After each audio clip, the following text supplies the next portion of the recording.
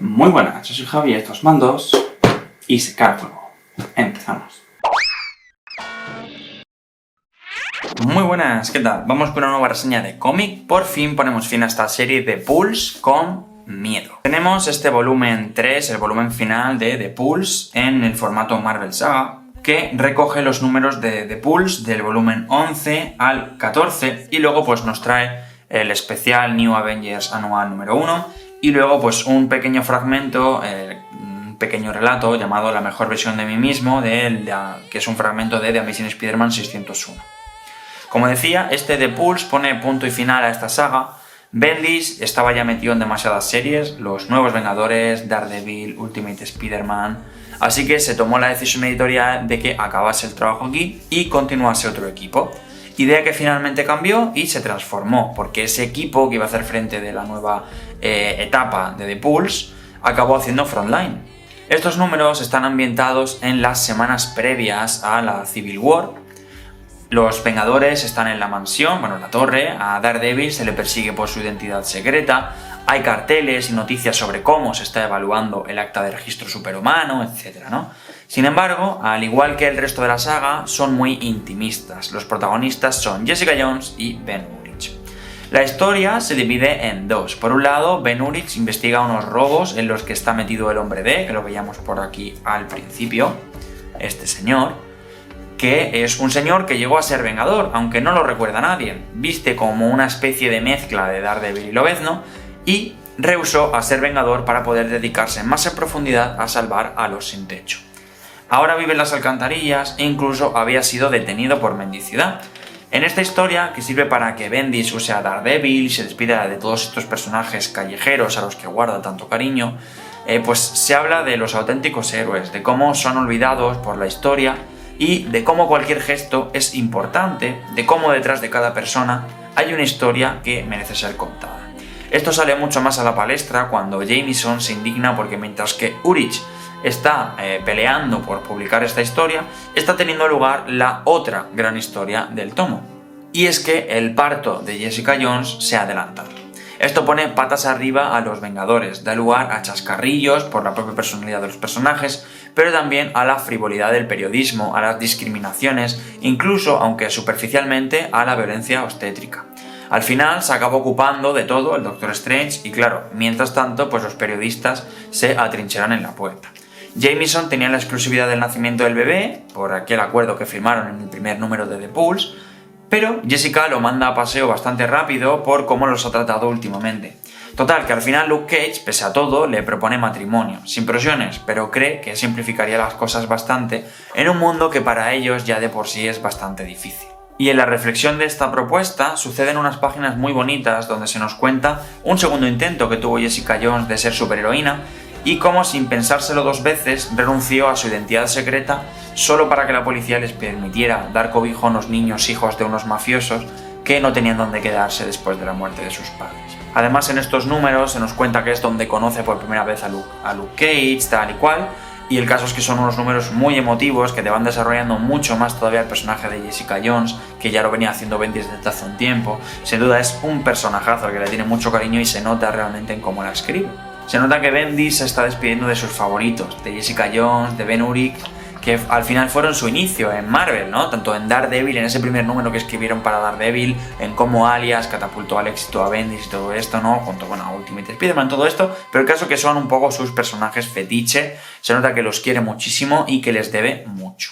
Así que tenemos estas dos historias en paralelo que se van complementando, con una Jessica Jones que empieza pues yendo a visitar a su Storm de los Cuatro Fantásticos, teniendo una reunión con otras superheroínas para preguntar un poco cómo hacen ellas, si no tienen miedo, ¿no? Es estas páginas que veíamos aquí al principio, pues hablan un poco de la maternidad, de los miedos que te pueden llegar a surgir, hablan también, pues, de la decadencia del hombre, ¿no? Por lo que comentábamos con Ben Urich, que es buscando información y descubriendo la historia oculta del Hombre D, y al final, ¿vale? Pues tenemos este otro número, que es este especial, el anual número 1 de los Nuevos Vengadores, aquí lo tenemos, ¿vale?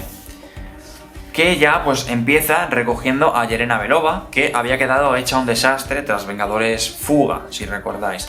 Pues Aquí Ima le propone recuperarla al completo convirtiéndola en un superadaptoide. Lo hace, por supuesto, y se enfrenta a los nuevos Vengadores. Lo más interesante aquí de este tomo es que al final se desarrolla la boda entre Luke y Jessica. Lo mejor, como siempre, las interacciones entre los personajes que Bendis maneja tan bien. Lo peor, creo que el dibujo.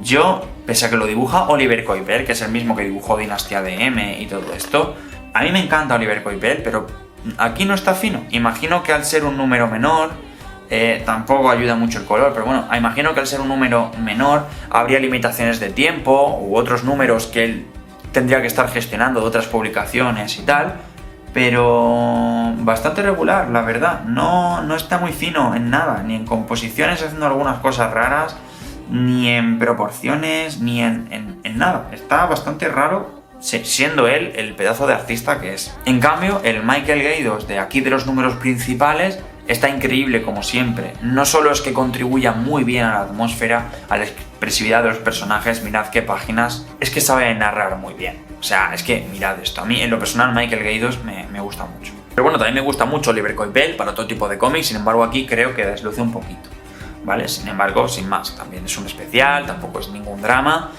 Creo, es que no sabría qué deciros. Si me gusta más este tercer tomo o el primero, porque el primero me parece que te pone muy bien los cimientos de lo que es